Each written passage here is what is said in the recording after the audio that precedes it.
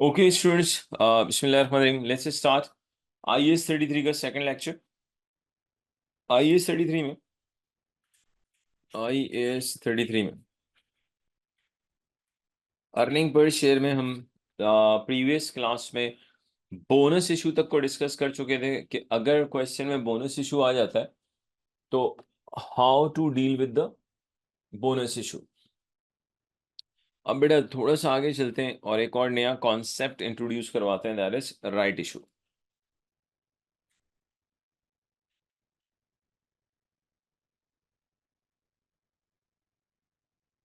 अगर हम right issue की बात देखें, बोनस इशू की बात करते हैं तो bonus issue of course existing share holders को दिया जाता है। राइट इशू भी एग्जिस्टिंग शेयर होल्डर्स को दिया जाता है। डिफरेंस बेसिकली क्या है, बोनस फ्री में होता है लेकिन राइट इशू फ्री में नहीं होता। राइट इशू में of course existing share holders को पेमेंट करनी पड़ती है, लेकिन क्योंकि right issue existing share holders को किया जाता है तो राइट इशू में बेसिकली एग्जिस्टिंग शेयर होल्डर्स के लिए इंसेंटिव होता है।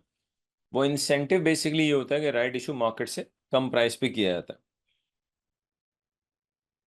अच्छा जी, अब हमें बेसिकली इस चीज के साथ डील करना है कि अगर IAS 33 के क्वेश्चन में राइट इशू आ जाता है तो उसको किस तरह से डील करेंगे, उसे किस तरह से वेटेड एवरेज ऑर्डिनरी शेयर्स के अंदर हम इनकॉर्पोरेट करेंगे।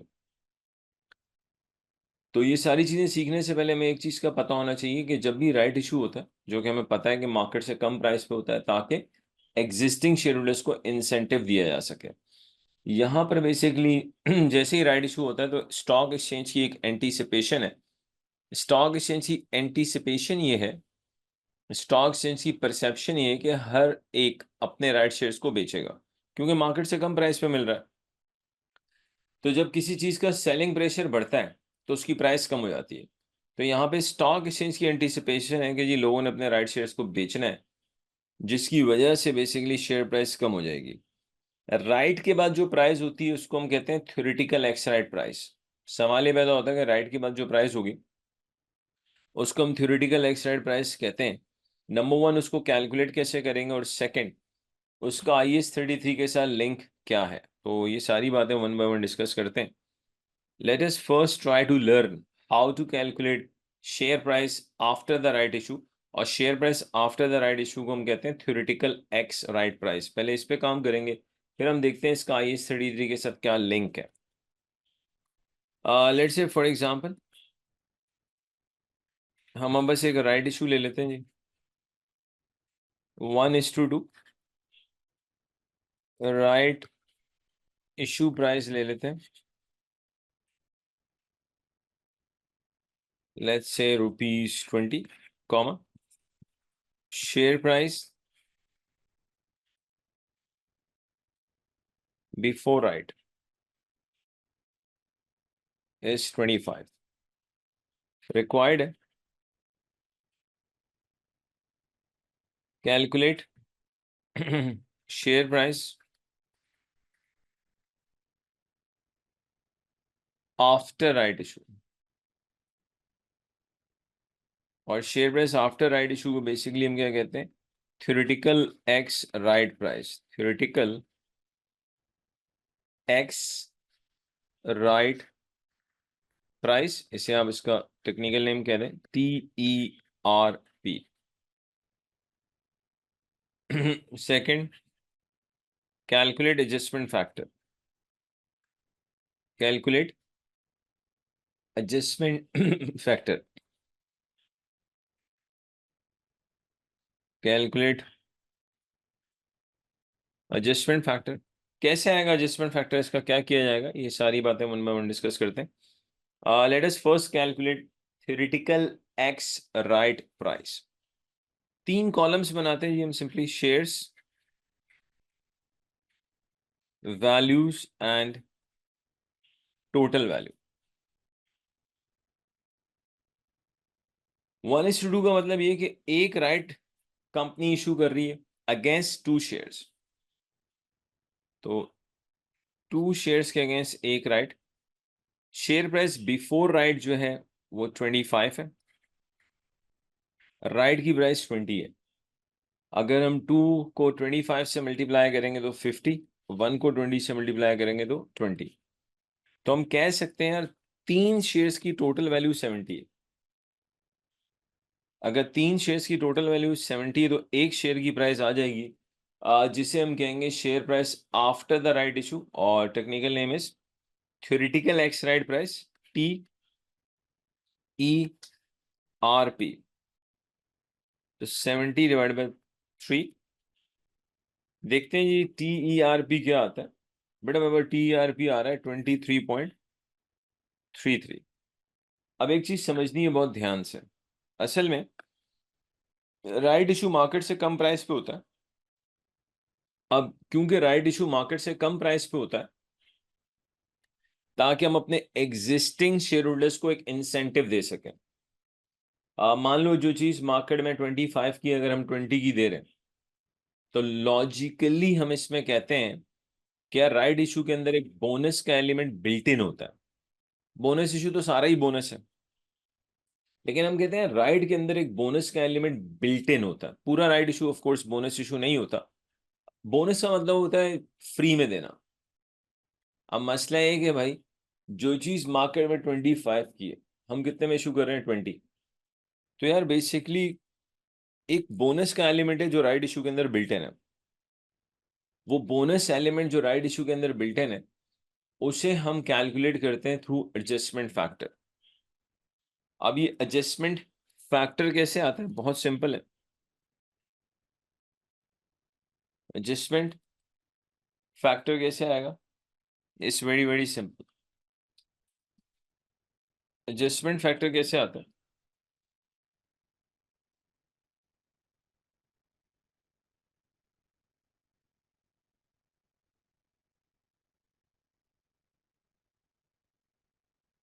हम शेयर प्राइस लेंगे before right, share price before right, और इसको सिंपली डिवाइड कर देंगे थ्योरेटिकल एक्स राइट प्राइस से। Mathematically the answer must be more than 1। Mathematically इस एडजस्टमेंट फैक्टर का जो आंसर होगा, it has to be more than 1। तो अगर मैं एडजस्टमेंट फैक्टर की बात करूं, शेयर प्राइस बिफोर राइट 25 है, theoretical ex right price 23.33, obviously इसका आंसर मोर देन 1 आता है, इसमें कोई डाउट ही नहीं। आई एम गेटिंग 1.07, चलें जी 15 कर लें, 2 कर लें, जो भी है 156 कर लेते हैं, हल्का सा और राउंड ऑफ कर लेते हैं। अदरवाइज अगर आप सिर्फ 25/23.33 लिख देता है वो भी चलेगा, एडजस्टमेंट फैक्टर। तो बेटा जब भी राइट इशू एग्जामिनर देगा आपको सबसे पहले राइट इशू में theoretical ex right price calculate करना आनी चाहिए। Theoretical ex right price means share price after the right issue. Second, आपको एडजस्टमेंट फैक्टर कैलकुलेट करना आना चाहिए। सवाल ये पैदा होता है कि सर इस एडजस्टमेंट फैक्टर का हम करेंगे क्या। बेटा एडजस्टमेंट फैक्टर उन तमाम शेयर्स पे अप्लाई हो जाएगा जो बिफोर राइट शेयर्स है। ये एडजस्टमेंट फैक्टर उन तमाम शेयर्स पे क्वेश्चन में अप्लाई होगा जो क्वेश्चन में मौजूद हैं राइट इशू से पहले पहले। अप्लाई करते हैं ये क्वेश्चन। चलें एपीएलसी की बात करते हैं। आपको पता है बड़ी फेमस कंपनी है जी एपीएलसी। पहला point, issued 10 million shares, let's say 1/1/2024। दूसरा पॉइंट भाई, इशूड 5 million shares मार्च 24। इशूड 20 million shares ले लेते हैं जी जून 24। Fourth point, 20% right issue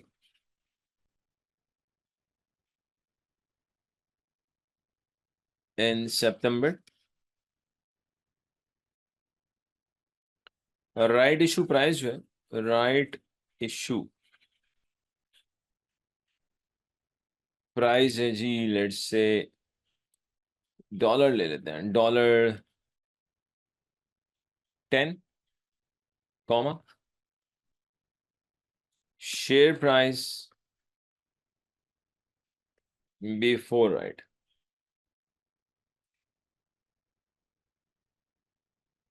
share price before right की अगर हम बात करते हैं,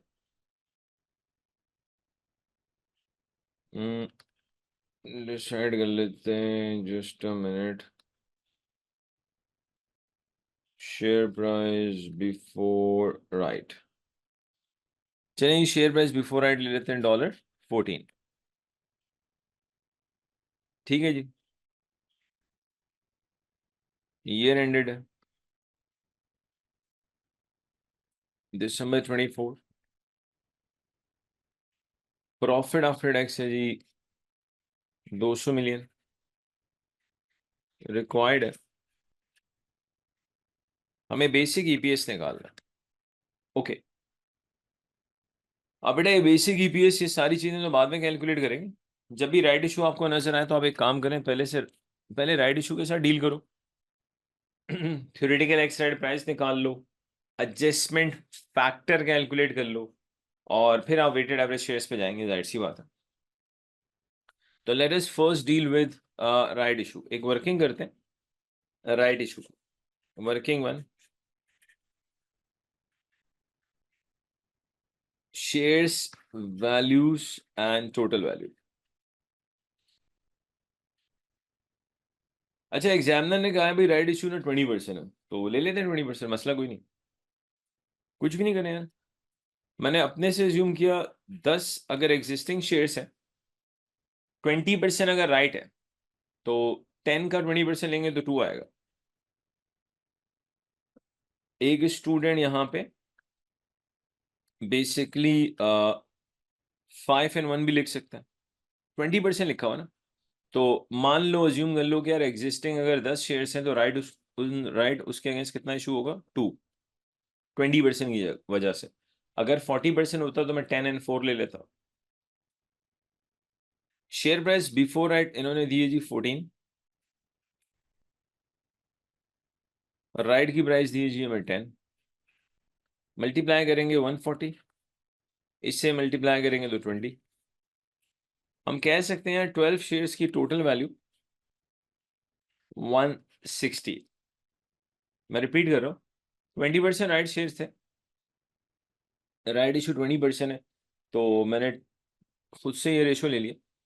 अगर 10 एग्जिस्टिंग शेयर्स हैं तो 2 राइट होगा, इसमें कोई प्रॉब्लम नहीं है, दैट्स 100% एक्सेप्टेबल। तो हम कह सकते हैं 12 शेयर्स की टोटल वैल्यू 160 है, तो एक शेयर की वैल्यू आ जाएगी जिसको हम TERP कहते हैं, थ्योरेटिकल एक्स राइट प्राइस, 160/12। अगर हम 160/12 लेते हैं, I am getting 13.333। Adjustment factor आ जाएगा share price before right which is 14 divided by theoretical ex right price. आप इसको एज इट इज रहने दें, कोई प्रॉब्लम नहीं है। अब जरा कैलकुलेट कर लेते हैं weighted average shares. Date,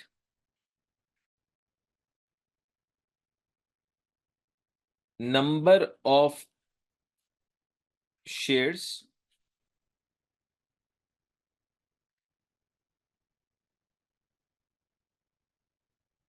time factor,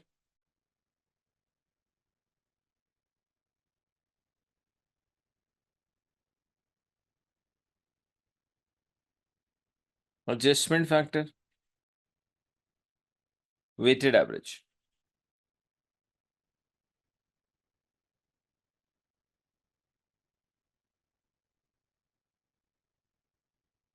date आ गया, नंबर ऑफ शेयर्स आ गए, time factor, adjustment factor, weighted average.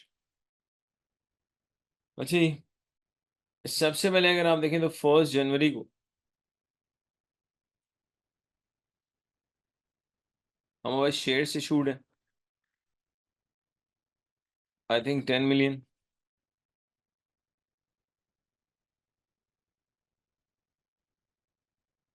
सबसे पहले 10 मिलियन शेयर्स इशू किए गए, यहाँ ले लें भाई 10 मिलियन। इसके बाद अगर आप देखें मार्च 24, अगेन शेयर्स इशू हैं 5 मिलियन। इसका मतलब है कि 31 मार्च को टोटल नंबर ऑफ शेयर्स हो जाएंगे 15 मिलियन। ये बड़ा काम का वर्ड है। 31 मार्च को कंपनी के पास टोटल नंबर ऑफ शेयर्स हो जाएंगे 15 मिलियन। असल में 1 जनवरी में कंपनी ने 10 मिलियन शेयर्स इशू किए। कोई और इन्फॉर्मेशन है नहीं हमारे पास। नेक्स्ट शेयर्स कंपनी ने इशू किए मार्च में। तो हम कह सकते हैं 31 मार्च 24 को कंपनी के पास टोटल नंबर ऑफ शेयर्स होंगे 15 मिलियन। अब यहीं पे एक चीज सीखनी है। First issued of 10 million shares और second issue of 5 million shares के दरमियान जो गैप है वो 3 मंथ्स का। इसका मतलब कंपनी के पास 10 मिलियन शेयर्स 10 मिलियन ही रहते हैं फॉर 3 मंथ्स। टाइम फैक्टर आएगा 3/12। कैसे निकाला 3/12? सिंपली आप लोग देख सकते हैं कि 1 जनवरी के बाद नेक्स्ट जो शेयर्स इशू किए गए हैं वो मार्च में हो रहे हैं। तो ऑब्वियसली 1 जनवरी से मार्च तक का जो गैप है वो कितने मंथ्स का है? 3 मंथ्स का। अब हम चेक करेंगे मार्च के बाद अगले शेयर्स कब इशू हो रहे हैं, क्योंकि जनवरी से मार्च तक का टाइम फैक्टर हम ले चुके हैं। Let's see. बेटा मार्च के बाद अगले शेयर्स 20 मिलियन है जो कि जून में इशू हो रहा है। समझिएगा आप।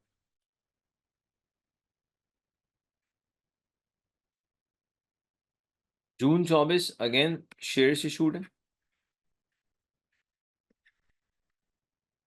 20 मिलियन। तो हम कह सकते हैं यार 30 जून 24 को कंपनी के पास टोटल 35 मिलियन शेयर्स है।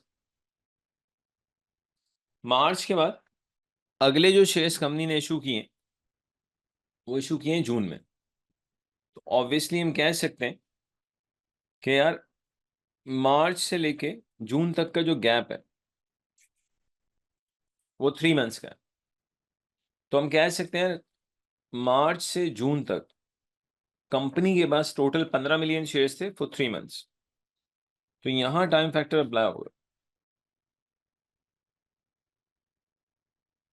अब बेटा कंपनी के पास हो चुके हैं 35 मिलियन शेयर्स जून में। इसके बाद देखते हैं क्या हुआ। इसके बाद आप लोग देखें 20% राइट शेयर्स हो रहा है सितंबर में। ये बात हमारी हो चुकी है पहली क्लास में। whenever date is not mentioned whenever date is not mentioned it is always end of the month। Examiner जब भी हमें डेट नहीं बताएगा तो हम उसको हमेशा क्या लेंगे? एंड ऑफ द मंथ लेंगे। तो इसका मतलब है 20% जो राइट शेयर्स हो रहे हैं वो 30 सितंबर को हो रहे हैं। तो यहां आ जाए।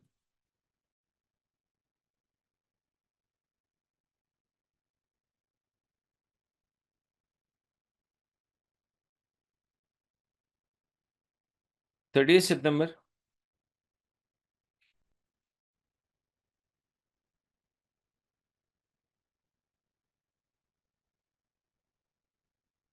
30 सितंबर को राइट इशू हो रहा है जी 20%।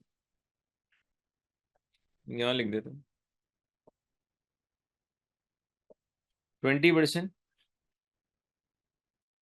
Right issue. ऑब्वियसली 35 मिलियन का 20% लेंगे तो 7 मिलियन। बट 20% राइट इशू हो रहा है ना।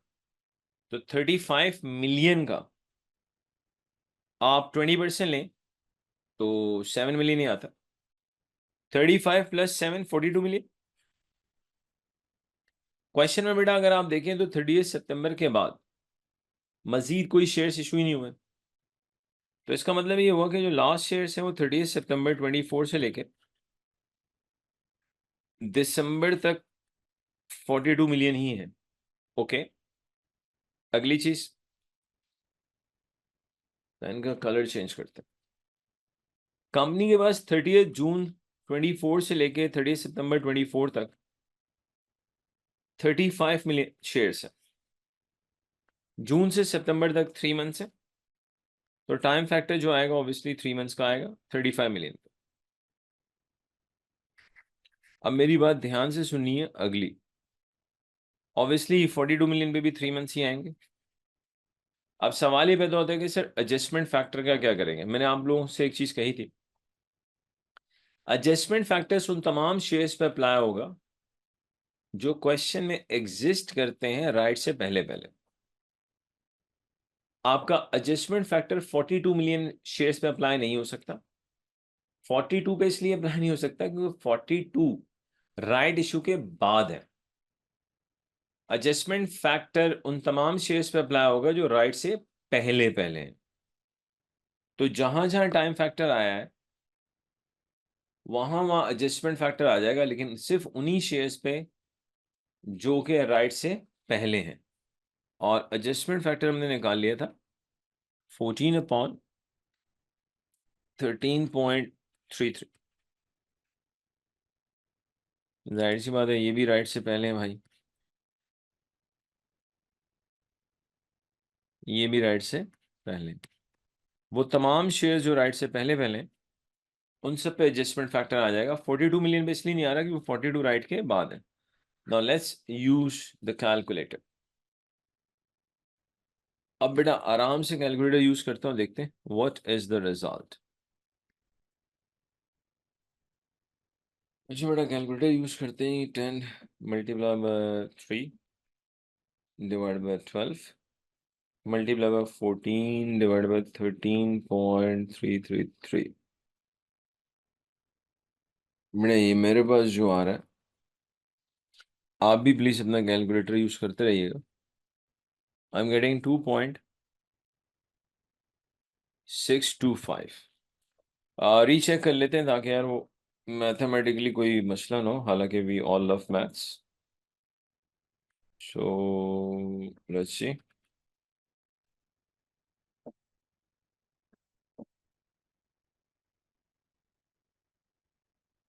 15 multiply by 3/12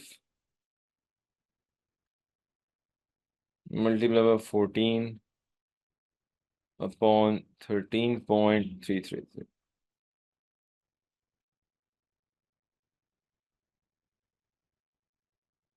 3.93। Little bit rounding off, चले 7 6 कर लेते हैं। यहाँ आते हैं 35 multiply by 3 divide by 12 multiply by 14 divide by 13.333। तो ये आ रहा है बेटा 9.1877। 42 3/12 10.5।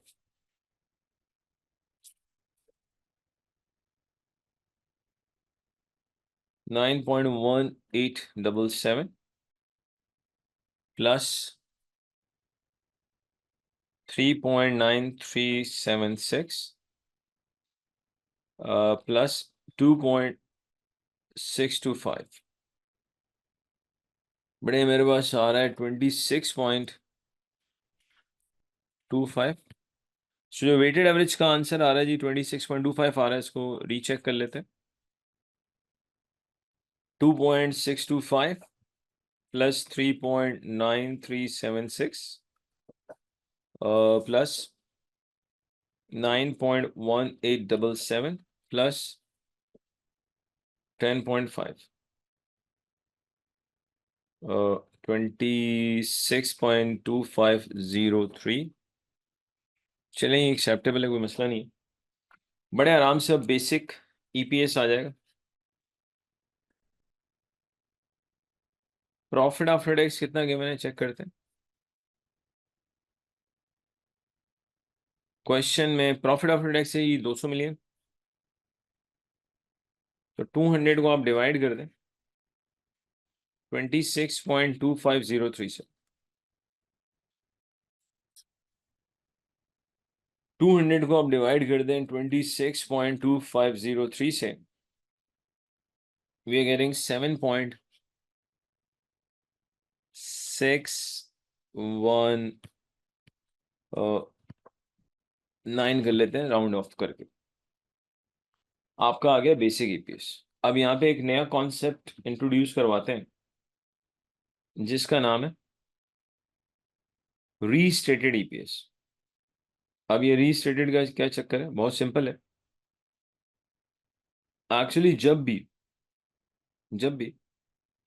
क्वेश्चन में बोनस इशू हो या राइट इशू हो, कोई एक हो या दोनों हो, आपको पिछले साल का जो ईपीएस होगा, प्रीवियस ईयर का जो बेसिक ईपीएस है, आपको प्रीवियस ईयर के बेसिक ईपीएस में भी प्रीवियस ईयर के बेसिक ईपीएस में बोनस इशू का और राइट इशू के केस में राइट इशू का जो एडजस्टमेंट फैक्टर है उसका इंपैक्ट लाना होगा। इंपैक्ट होता क्या है ये जरा समझते हैं। लॉजिकली जब भी बोनस इशू होता है तो वो आपके करंट ईयर के ईपीएस को कम करता है। राइट इशू में जो एडजस्टमेंट फैक्टर है, लॉजिकली एडजस्टमेंट फैक्टर आपके weighted average number of ordinary shares को करंट ईयर में इंक्रीज करता है और उसकी वजह से ईपीएस कम हो जाता है। तो क्योंकि मान लो 2024 में आपने राइट इशू किया और 2024 के राइट इशू में 2024 के बेसिक ईपीएस में राइट इशू के एडजस्टमेंट फैक्टर का इंपैक्ट मौजूद है जिसने लॉजिकली ईपीएस को कम किया। तो हमें पिछले साल के बेसिक ईपीएस में भी इस राइट इशू को इनकॉर्पोरेट करना पड़ेगा ताकि दोनों बेसिक ईपीएस कंपैरेबल हो। आगे चल के पढ़ेंगे इंशाल्लाह डायलूटेड ईपीएस।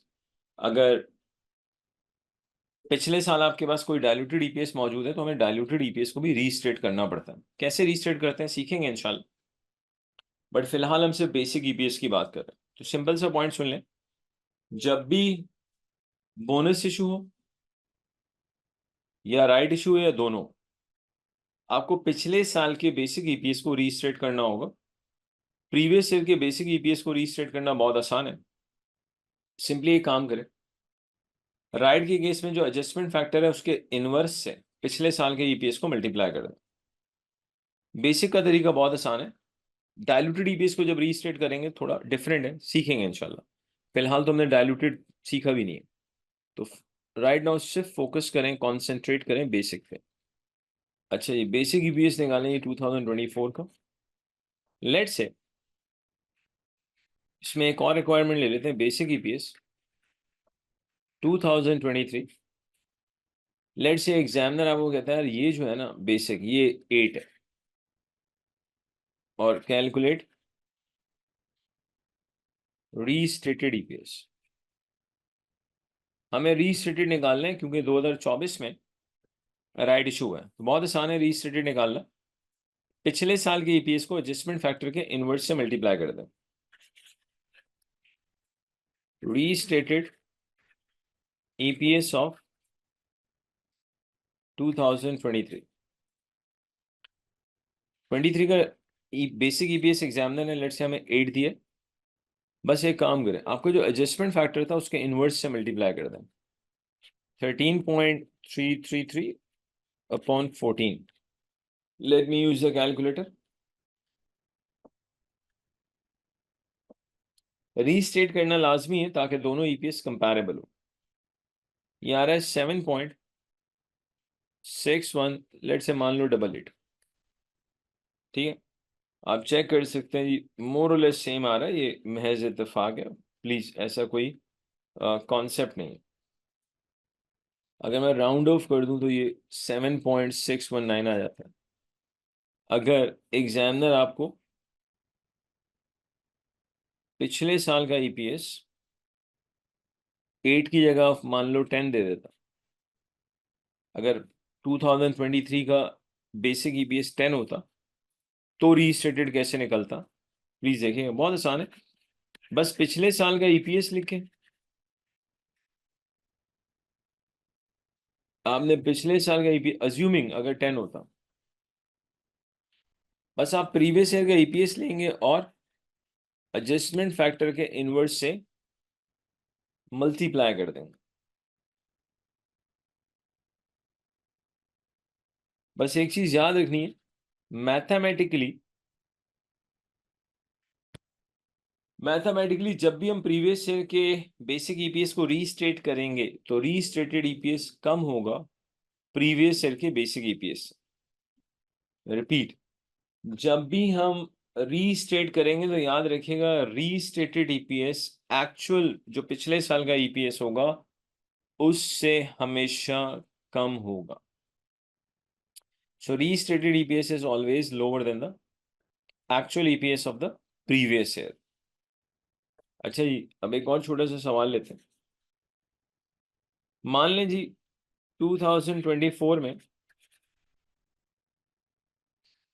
40% बोनस इशू हो रहा है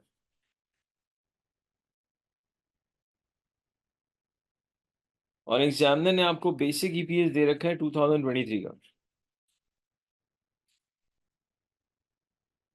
5 रिक्वायर्ड है रीस्टेटेड ईपीएस ऑफ 2023। बस ये एक छोटा सा सवाल है कि करंट ईयर 2024 है और करंट ईयर में 40% बोनस इशू हो रहा है, ठीक है जी। पिछले साल का ईपीएस एग्जामिनर कह रहा है भाई 2023 का ईपीएस है $5। रिक्वायरमेंट बहुत सिंपल है, वो कह रहा है भाई रीस्टेटेड ईपीएस निकाल के दे दें 2023 का। बात हो चुकी है मेरी और आपकी कि जब भी बोनस इशू हो, राइट हो, कोई एक हो, दोनों हो, हमें पिछले साल के ईपीएस को भी रीस्टेट करना होता। पहली बात ये कि 40% अगर बोनस है तो बोनस फैक्टर जो होगा, बोनस फ्रैक्शन जो होगा 1.4 होगा। ये हम पहली क्लास में पढ़ चुके हैं। बोनस की परसेंटेज 20 होती तो 1.2 होता।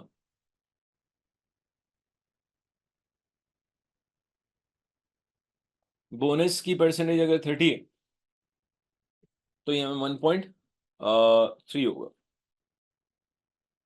बोनस अगर 50 है तो यहाँ 1.5 होगा।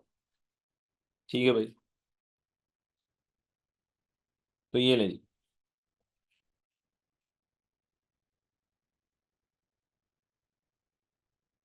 और बेटा रीस्टेट खुदा के लिए पिछले साल का ईपीएस होता है, करंट ईयर का नहीं होता। तो रीस्टेटेड ईपीएस आ जाएगा 5, बोनस के इनवर्स से मल्टीप्लाई कर दें, फ्रैक्शन का इनवर्स से मल्टीप्लाई करें तो ये लें जी। ये आ रहा है 3.57। तो बहुत आसान है जी रीस्टेटेड ईपीएस कैलकुलेट करना। अगर आपके पास फ्रैक्शन मौजूद है बोनस का या राइट का एडजस्टमेंट फैक्टर मौजूद है, बस आपने पिछले साल के ईपीएस को जो आपका बोनस का फ्रैक्शन है उसके इनवर्स से मल्टीप्लाई करेंगे तो ईपीएस आपका रीस्टेट हो जाएगा। ठीक है जी, चलें एक और क्वेश्चन देखते हैं।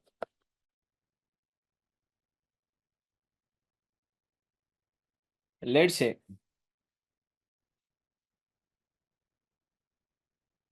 इशूड शेयर्स हैं जी 10 मिलियन 1124। इशूड शेयर्स हैं 10 मिलियन March 24। 40% बोनस है जी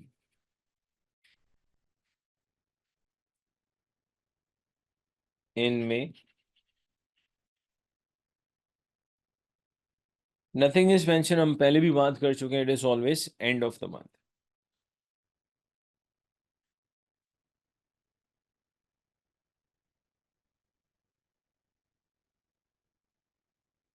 अच्छा जी,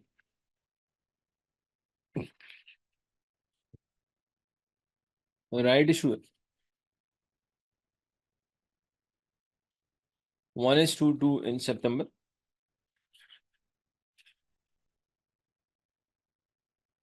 right issue price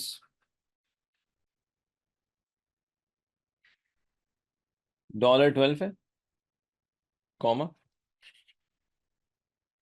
share price before right. अच्छा ये शेयर प्राइस बिफोर राइट पे बात, शेयर प्राइस बिफोर राइट है जी $15। अच्छा जी, ईयर एंड वही दिसंबर।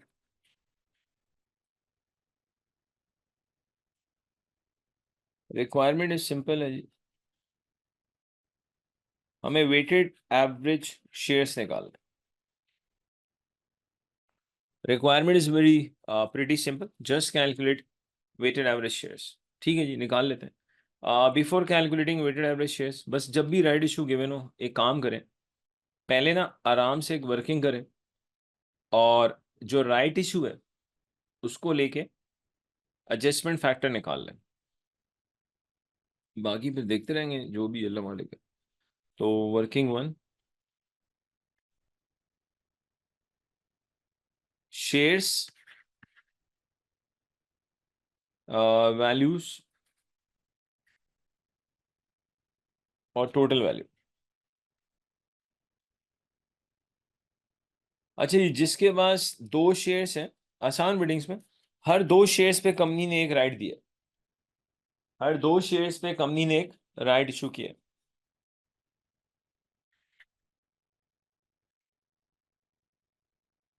शेयर प्राइस बिफोर राइट 15 है, राइट की प्राइस 12 है, मल्टीप्लाई कर देंगे तो 30 एंड 12, तो हम कह सकते हैं तीन शेयर्स की टोटल वैल्यू 42 है। अगर तीन शेयर्स की टोटल वैल्यू 42 है तो बेटा एक शेयर की वैल्यू आ जाएगी जिसे हम कहेंगे theoretical ex right price 14,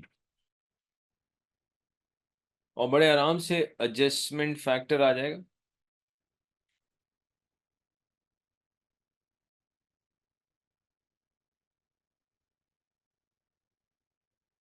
share price before right divide by theoretical ex right price, as it is हम एडजस्टमेंट फैक्टर यूज कर लेंगे, मसला कोई नहीं।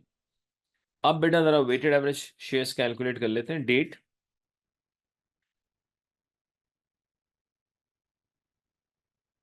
नंबर ऑफ शेयर्स,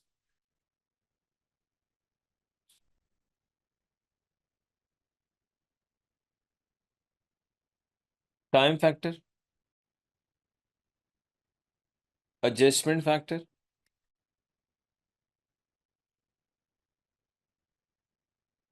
और बेटा लास्ट में आ जाएगा weighted average, weighted average. Colour change करते हैं थोड़ा सा भाई, मतलब भाई मार्कर का कलर यार।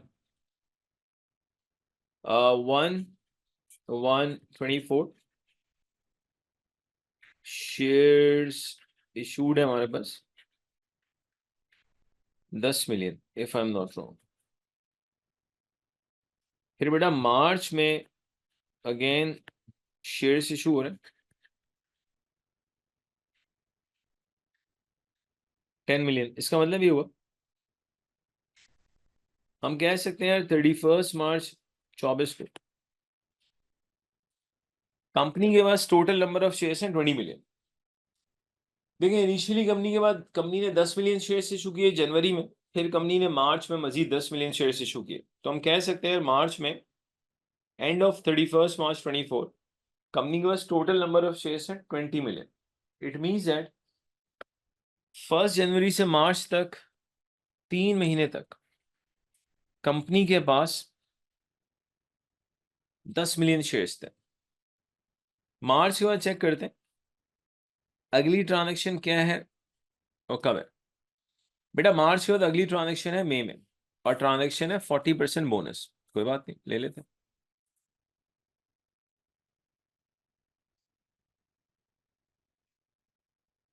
31 मई 24, नथिंग इज मेंशन, हम पहले भी बातें कर चुके हैं, it is always end of the month.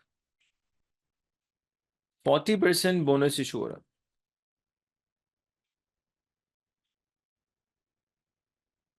बेटा अगर हम 20 मिलियन का 40% लें तो 8 मिलियन है। हम कह सकते हैं भाई 31 मई 24 को टोटल नंबर ऑफ शेयर्स हो जाएंगे 28 मिलियन। बोनस से पहले कंपनी के पास 20 मिलियन शेयर्स है, 31 मई को कंपनी ने 40%, 40% बोनस इशू किया है।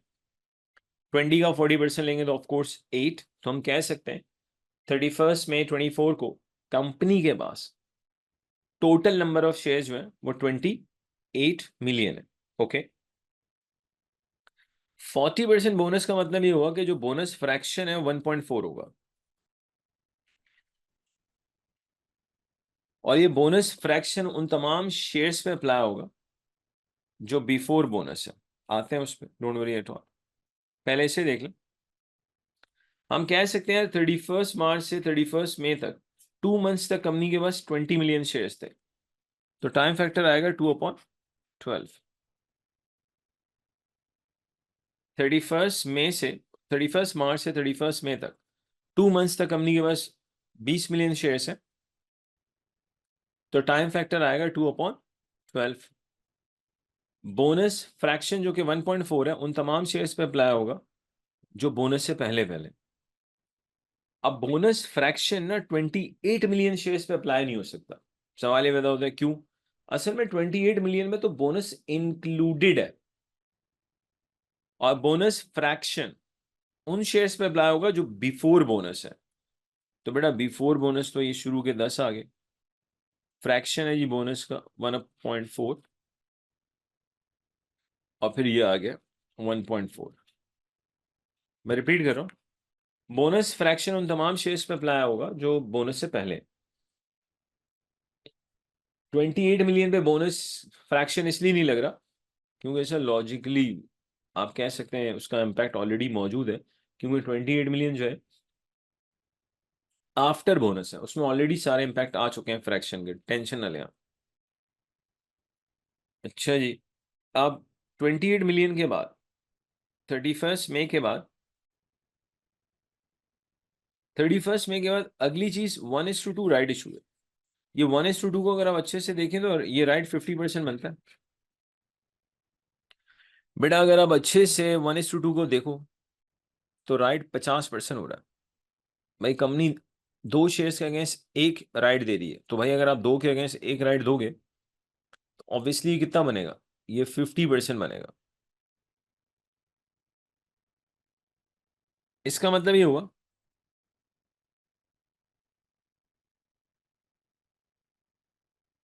30 सितंबर 24 राइट इशू हो रहा है भाई 20%। अब बेटा 28 मिलियन का अगर मैं 20% लूं तो ये 5.6 मिलियन आता है।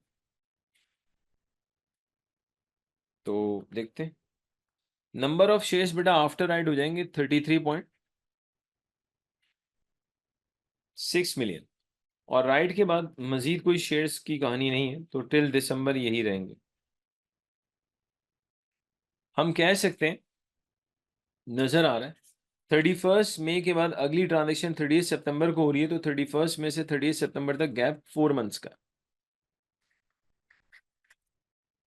और यहाँ 30 सितंबर से दिसंबर तक 3 मंथ्स। Okay now what? अब बेटा जो राइट का एडजस्टमेंट फैक्टर आया है, राइट का एडजस्टमेंट फैक्टर तमाम शेयर्स पे अप्लाई होगा बिफोर राइट। आसान मीटिंग्स में राइट का एडजस्टमेंट फैक्टर 33.6 मिलियन पे अप्लाई नहीं होगा, क्योंकि 33.6 मिलियन जो है ना, 33.6 मिलियन ये आफ्टर राइट है। और लॉजिक ये, एडजस्टमेंट फैक्टर उन तमाम शेयर्स पे अप्लाई होगा जो बिफोर राइट है।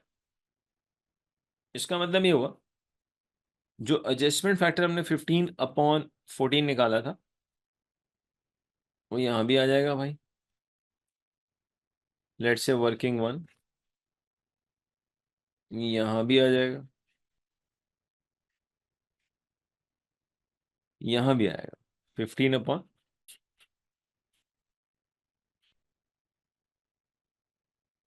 33.6 मिलियन पे नहीं आएगा क्योंकि 33.6 million they are after right. तो चलें ये वेटेड एवरेज निकालते हैं, देखते हैं क्या रिजल्ट आ रहा है। 10 को मल्टीप्लाई कर देंगे 3 से, डिवाइड कर देंगे 12 से, मल्टीप्लाई करेंगे 1.4 से, मल्टीप्लाई करेंगे 15 से, डिवाइड करेंगे 14 से। ये मेरे पास आ रहा है 3.76, वो 75। रिकैलकुलेट कर लेते हैं भाई, ताकि अगर कोई बच्चा यूट्यूब पे देख रहा है तो उनको प्रॉब्लम ना हो। हम्म हम्म हम्म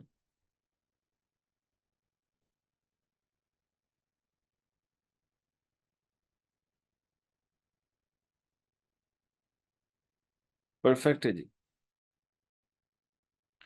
20 को मल्टीप्लाई करें 2 से, डिवाइड करें 12 से, मल्टीप्लाई करें 1.4 से, मल्टीप्लाई करें 15 से, डिवाइड करें 14 से, एग्जैक्ट 5 आ रहा है। री चेक भी कर लेते हैं भाई।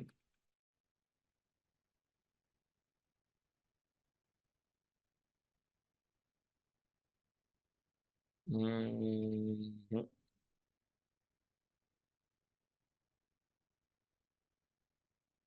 ठीक है।